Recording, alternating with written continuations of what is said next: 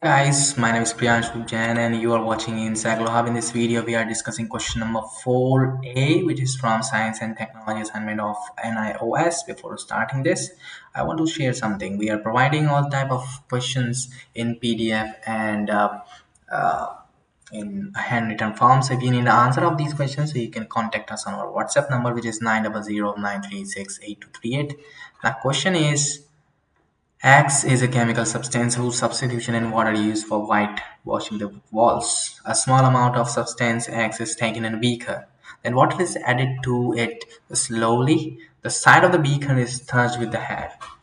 Now, the first is identify the substance X and therefore write its common name, and chemical formula. Write the chemical equation and for the chemical between the substance and X with water. Why water is added slowly to the beaker containing substance X, and classify the reaction discussed in part B as combination decomposition, displacement or double displacement reactions.